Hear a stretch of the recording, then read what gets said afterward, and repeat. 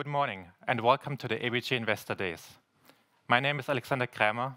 I'm a biopharma equity analyst here at ABG. Today I have the pleasure to host Sten Sørensen, the CEO of Cereno Scientific.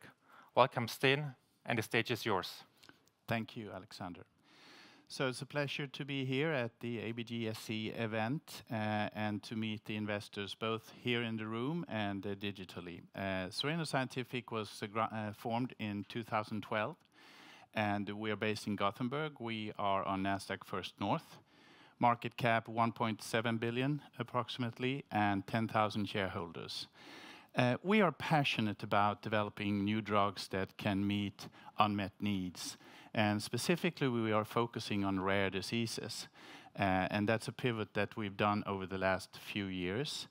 And I'm very happy to share the exciting news and progress for the company that we've had this year. So we are focused on rare cardiovascular diseases and pulmonary diseases. So this picture actually illustrates 3 different patient categories. And we are aiming to address the root cause of these diseases, and we call it disease-modifying capacity with our compounds. This lady is around 50 years old. You can imagine she has probably a family, married, kids, and everything is going fine. Suddenly, she gets this diagnosis. Pulmonary arterial hypertension. And this is actually the lung vessels. And this is a very rapid progressive disease. When you're diagnosed, you have, on mean, 7 years to live.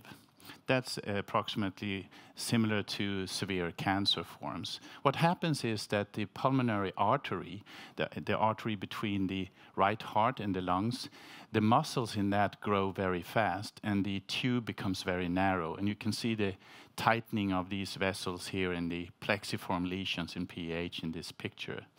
So the current drugs, they actually only dilate vessels.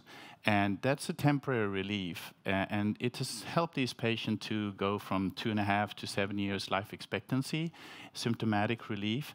But it doesn't really halt the disease. What if we could develop a drug that could halt the disease and maybe reverse it? That's what Cereno is about.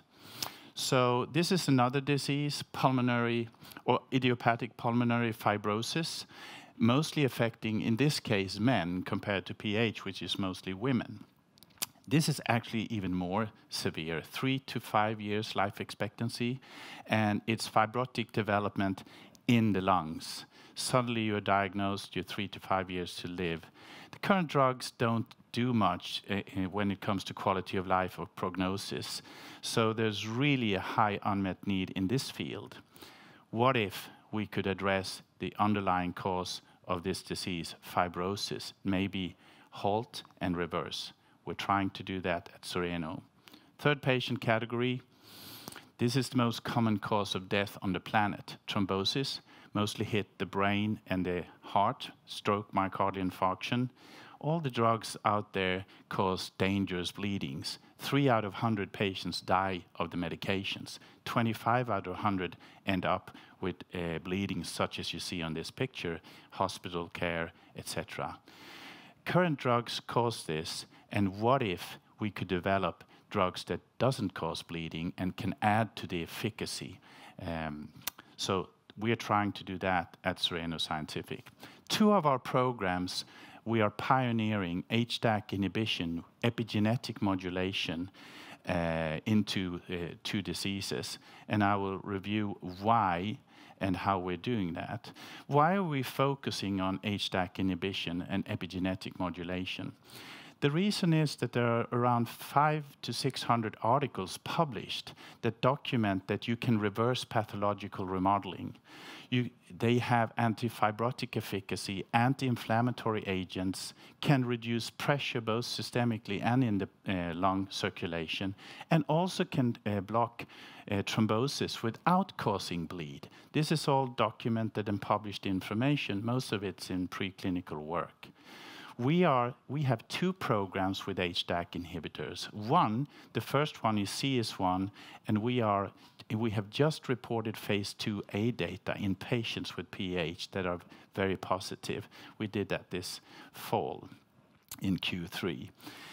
It's a repurposed drug that's been in man for 50+ years for neurological disorders such as epilepsy prevention. And we've taken this drug into pulmonary arterial hypertension in a new formulation. So phase 2 data was reported in Q3. We also got approval by FDA after a physician had requested us to ask FDA if we could get expanded access program approved.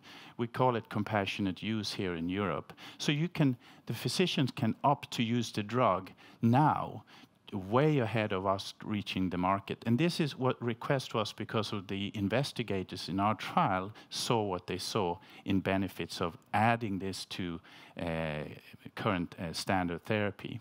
So what's the milestones coming up? Well, we are going to go to the regulatory authorities and get the next program accepted, discuss it and accepted, and that's going to happen in H1, so first half next year.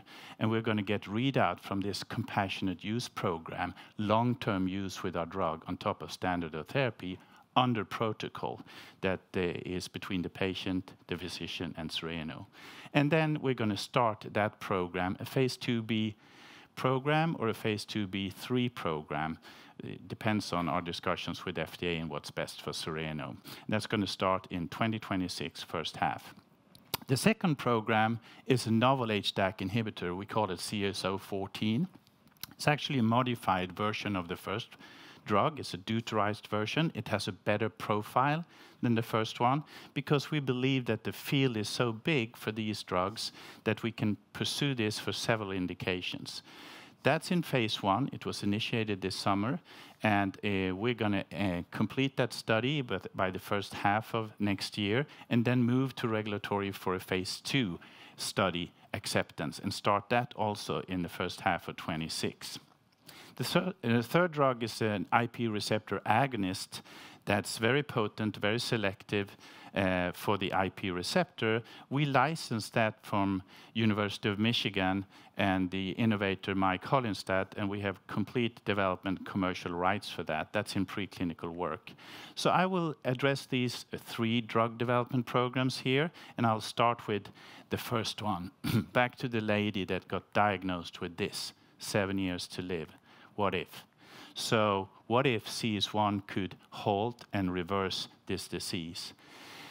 It's this narrowing of the vessels in the lung, and it's difficult to breathe, difficult for physical activity, and eventually you die of right heart failure. It's too heavy for the right heart to pump. Now, HDAC inhibitors with these characteristics that I mentioned here, reverse pathological remodeling, antifibrotic, anti-inflammatory, pulmonary pressure reduction, and antithrombotic, fits very well with the pathological progression of this disease. And you can see in the middle here how the artery is narrowing as a progression. And there's documentation in animal work that you can actually reverse this progression of the muscle. Both the muscle and fibrosis, as well as the heart muscle, you can reverse the hypertrophy, and you can lower the pulmonary pressure. That's why we have pursued this now into man, and I'll review with you what we have seen. So this drug has orphan drug designation, so it's protected 7 years in the US and 10 years in Europe after introduction. And it has been proven to have good safety and tolerability in our phase 1 trial. And now we documented good safety and tolerance in the phase 2A trial and very strong signals of efficacy. And we have this expanded access approved. So what we also have released this fall is our new compound CS014, animal work, that you saw this on the lady. This is the origin of disease, the plexiform lesion. we published or communicated here in the Q3 that our novel HDAC inhibitor has a dose-dependent impact, reduction of plexiform lesions, so the origin of the disease. So HDAC inhibition and our drug seems to work in the animal work. And we also saw a reduction of fibrosis in that study, so very encouraging data. Now, the study that we have pursued on CS1 in the States, together with the major company Abbott, was run in 10 centers and had 25 patients included, and we had 3 different dosages. And our drug was added to current standard of care therapy. We had a 12-week treatment. The primary objective was, of course, safety and tolerance, and then we looked for signals of efficacy. But I want to review with you what happened during the year that we ran this trial. We got one investigator came back to us and said, my patient is a remarkable improvement. We have 30% improvement on the pressure in the lung. We have 43% improvement of total pulmonary resistance, the resistance in the artery, so lower the resistance. And we had normalized cardiac output, the way the heart can pump. So we wrote, or the investigator wrote an abstract to American Heart, but we eventually released it to the market instead because we couldn't sit on it for 4 months. So this was the first clinical indication that we saw that something good is going on when we add this, our drug, to standard of care. Then we did a review halfway through the trial, and we saw that in 2/3 of the patient would reduce pulmonary pressure sustainably with Abbott's wireless remote technology, CardioMEMS. And then, of course, at the end of last year, investigators approached us and said, can you please apply to the FDA for compassionate use? We don't want to let go of your therapy for our patients. So we did that and got that approved in January. Now, the results that we communicated in Q3 from this phase 2A trial showed very good safety and tolerability of a drug in these patients. So we expected that because the drug has been in man in much higher dosages for neurological disorders. So we were happy with that result, but we expected to pass it well. What we didn't know was what kind of efficacy we would see in this trial as we add this to standard of care. But what we saw was that in 43% of the patients, 9 out of 21 patients, we saw a reduction of a risk reveal score. That's a 10-grade scale, and if you reduce a score with 1 point, you actually improve. You lower the risk of mortality with 23% in 1 year. And we did that in 43% of the patients just by adding our drug to other therapy. Very pleased with that outcome. The second thing that physicians do in their office, they use reveal risk score, but they also use something called functional class. That's a scale of 4. So you can see that to the right, class 1, 2, 3, 4. If you have class 1, you hardly feel the disease, so it's easier for the patient. It's in the beginning of the diagnosis. If you have class 4, you can't leave your bed. You're bedridden, so very severe. What we saw in our study was that 1/3 of the patients improved their functional class just by adding our drug to their current therapy. They moved to a lighter class. So physical capacity in these patients deemed by the physician was improved with 1 class in 1/3 of the patient. 86% of the patients were stable or improved. Very good information to know before we go into the next program. The third thing that you want to know is that you can reduce the pulmonary pressure. We saw that in 2/3 of the patients. That's the scale to the right, as measured with CardioMEMS, Abbott's technology. Now, very important, we had high responders. We call them super responders in this trial. So 5 out of these 21 patients, around 24%, had a reduction in pulmonary vascular resistance between 35 and 51%. So the narrowing was released in these patients. And that's a very good result and promising result for us. And these patients had a corresponding improvement of cardiac output, the heart's ability to pump. Now, if you look through the various measurements in this trial, REVEAL risk score improvement, pulmonary vascular resistance improvement, functional class improvement, stroke volume or cardiac output, as well as pressure reduction. You can see here that these patients are aligned with those kinds of improvement, and that's a very encouraging sign for us. What we have done since then is that we also communicated in Q3 here at our Capital Markets Day that we have signed an agreement with Fluidda, a company that can measure impact on structure in the lung with a CT scan technology. The father is a respiratory professor, and the son come from NASA, you know, the space business. And they have created this company that you can look at this. This is available in 500 clinics now throughout the world. And we will study this structure change in our compassionate use patients and look for information in H1.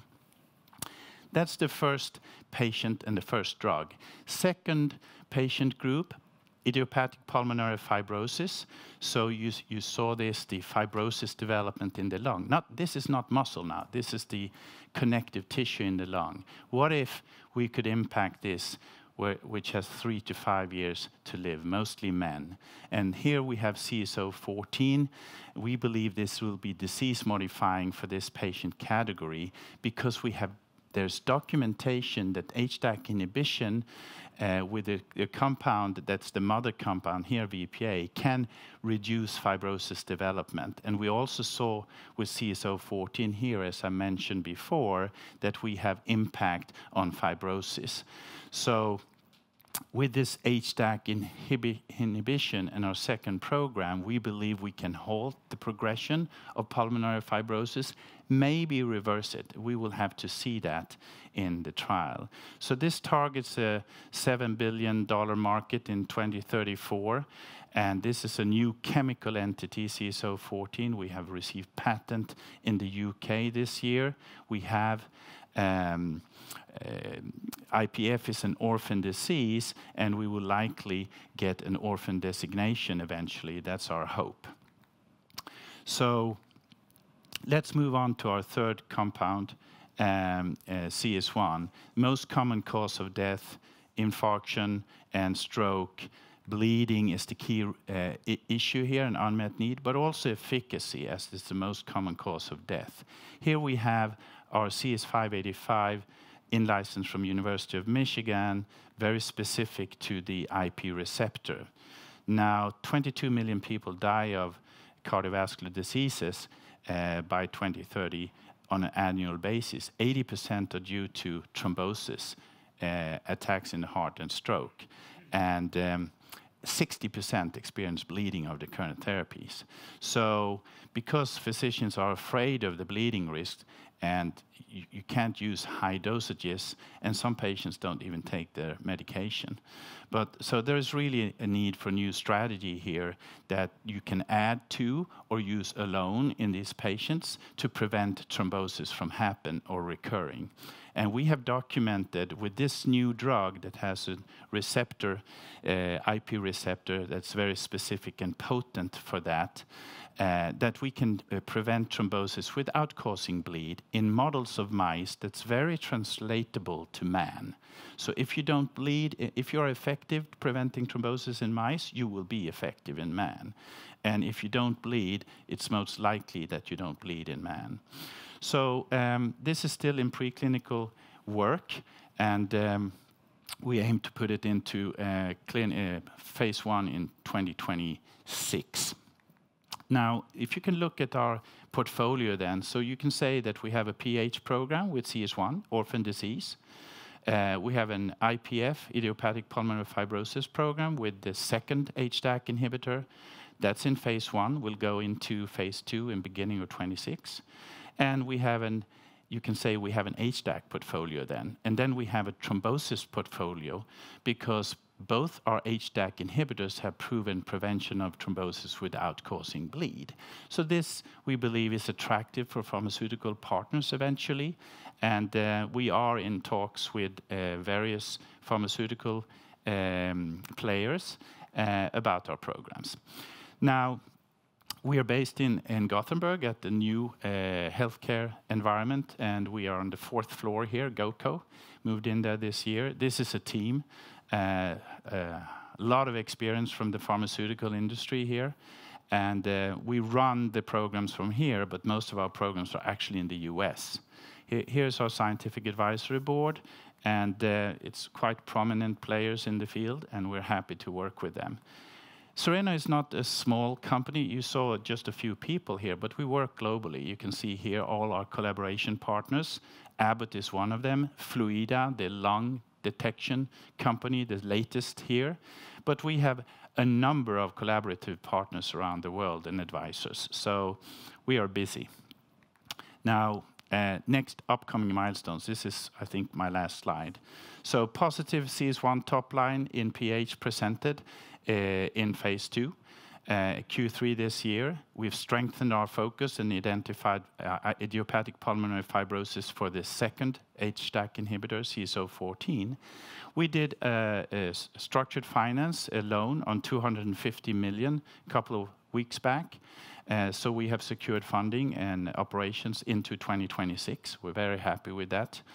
And then upcoming milestones is CS1 phase 2b or pivotal trial to be accepted by FDA by the first half of next year. CS1 extended access program or long-term clinical use on top of standard of care. We have approved, and we will see some readouts in the beginning of next year together with the Fluidda technology and CardioMEMS and other standard measurements. So that's CS1. For CS014, we complete phase 1 in first half, and we get approval in the second half. And then CS585 will still be in the preclinical work, what we aim to complete that in the first half of 26. So that concludes my talk. Thank you for listening. I hope you find it interesting. Thank you very much, Sten, for this very insightful and interesting presentation. Now I would like to ask you some questions, and maybe we can discuss a little bit. I mean, it has been a very eventful year this year for you, and I would like to look forward a little bit into 2025 to your next milestones that you will reach. And maybe to start with CS1, I mean, you said today you will have interactions with the FDA, and could you provide some color what kind of meetings you're going to have with the FDA, and if you already have some like dates with the FDA like fixed? And also maybe could you comment on, you said in H1 we expect different things, so the FDA outcome we expect, but we also expect Fluidda and EAP.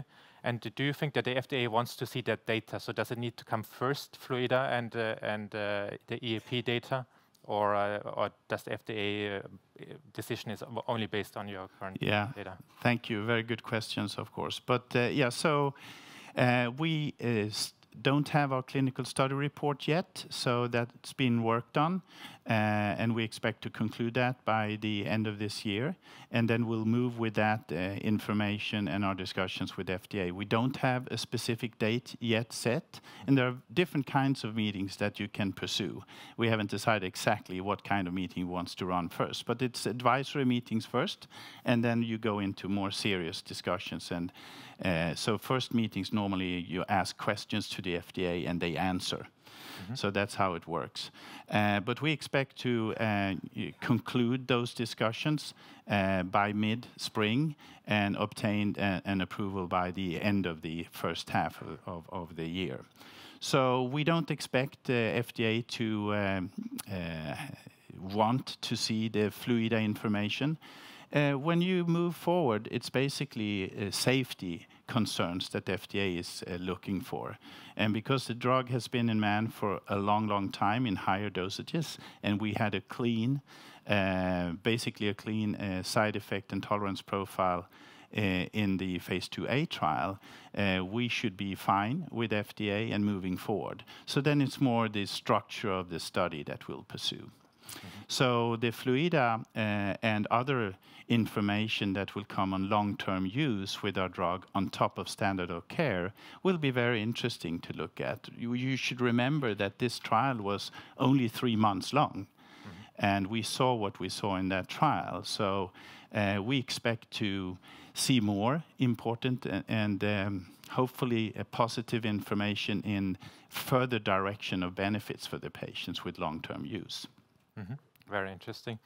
And then my second question, maybe I would shift a little bit to CS014. Very interesting that you made this move this year, or relatively recently, into IPF. And here my question would be like, do you already have some ideas, and could you provide some color on a potential phase 2 design, like what kind of time frame we are looking here at? And also maybe a little bit in relation to what your local peer, like Vicore, has done. I mean, they also have run a phase 2A. Do you believe that you could run something similar, like with CS014? I think you should always separate yourself from others because you have a different mode of action, etc. So you look at the bench and you see what others has been doing and how both the investment community and the regulatory community, how they appreciate the various studies and setups, etc. So I think the learnings is that you should, if you can, you should try to do a study that's placebo-controlled.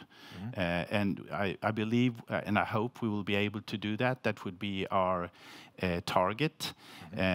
So it would be different than what Vicore did initially. And it depends also what kind of information you have with you when you pursue a trial. So we haven't gone public with any, a design or anything like that. But when we have to see our phase 1 study coming out. It's progressing very well. We started in the summer, and we aim to conclude that and have the study report by end of the spring, so to speak, before the summer. And then we'll take that information, and during the spring we'll design our protocol. Great. Thank you very much, Sten, for this very interesting presentation today. For the sake of time, I will close now the presentation, and thank you for listening. Thank you.